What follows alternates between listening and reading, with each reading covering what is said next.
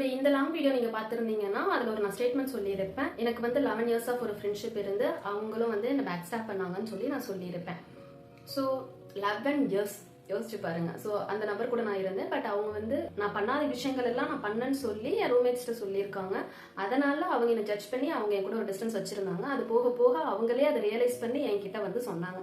So இவன் வந்து உன்னை பத்தி இதெல்லாம் சொல்லியிருக்கிறா அப்படின்னு சொல்லி என்கிட்ட சொன்னப்போ நான் அவ்வளோ ஹர்ட் ஆனேன். It took me 4.5 years to overcome that. அந்த ஒரு பெயின் வந்து என்னை விட்டு போகவே இல்லை. நாங்கள் 2 பேரும் ஒரே ரூம்ல தான் இருக்கிறோம் அப்படிங்கிறப்ப எனக்கு அந்த பெயின் சுத்தமா போகலை.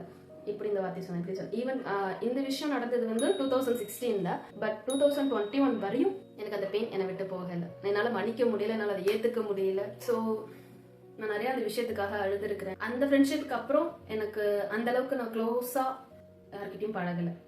அந்த ஒரு டிஸ்டன்ஸ், அந்த ஒரு லைன் எப்பயும் எனக்குள்ள இருந்துகிட்டே தான் இருக்கும். ஏன்னா எனக்கு அந்த ஒரு பயம் இருக்குது. வாட் இஃப் இந்த பர்சன் என்ன பண்ணிட்டாங்கன்னு என்ன அப்படின்னு சொல்லி பயம் இருக்குது. பட் அந்த ஒரு நபரை நான் மன்னிச்சிட்டேன்.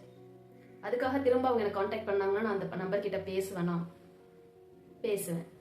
என்னன்னா என்ன, அவ்வளோதான். அதுக்காக திரும்ப உங்க கூட நான் வந்து ஃப்ரெண்ட்ஷிப்பை கண்டினியூ பண்ணுவேன் அப்படிங்கிறத நான் பண்ணவே மாட்டேன். இந்த ஒரு விஷயத்த நான் யார்கிட்டயுமே பண்ண மாட்டேன்.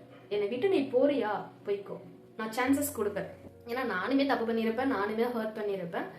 அப்படிங்கிறப்போ என்ன ஹர்ட் பண்றவங்களுக்கு நான் சான்சஸ் கொடுப்பேன். பட் அந்த சான்சஸ்ல திரும்ப திரும்ப அவங்க என்ன ஹர்ட் பண்ணிக்கிட்டே இருக்காங்கன்னா போன்னு சொல்லி விட்டுருவேன். அவங்களை அதுக்கப்புறம் நான் மன்னிச்சிடுவேன். பட் அவங்களை வாழ்க்கையில திரும்ப ஏற்றுப்பானா ஏற்றுக்க மாட்டேன். உங்க லைஃப்ல உங்க பாஸ்டோட சில பேர் முடியணும்னா அவங்க பாஸ்ட்லயே முடிஞ்சிருவாங்க. உங்க ப்ரெசென்ட்ல அவங்க வரணும்னு நம்ம எக்ஸ்பெக்ட் பண்றது நம்மளுடைய முட்டாள்தானம் தான். அவங்களுடைய சாப்டர் அதோட முடிஞ்சிருச்சு. ஸோ அவங்க இப்ப இல்லைன்னு சொல்லி ஃபீல் பண்றதுல எந்த ஒரு பிரயோஜனமும் இல்லை. அவங்களை மன்னிச்சிடுங்க போதும். ஏன்னா அது நமக்கு தான் நிம்மதியை கொடுக்கும் அப்படிங்கிறத நான் கத்துக்கிட்டேன். ஸோ உங்களை ஒருத்தவங்க ஹர்ட் பண்ணிக்கிட்டே இருக்காங்கன்னா அதுக்கு ஒரு ஃபுல் ஸ்டாப் வச்சுட்டு அவங்கள மன்னிச்சுட்டு அவங்க கூட ரிலேஷன்ஷிப்பை கண்டினியூ பண்ணணும்னா என்னன்னு வச்சுக்கோங்க. அவங்க இல்லைனா பேசணும்னு அவசியம்லாம் இல்லை. Let them be in your past. இந்த ஒரு விஷயத்த நான் கத்துக்கிட்டேன். அதுதான் உங்களுக்கும் சொல்றேன். பை தங்கம்ஸ்.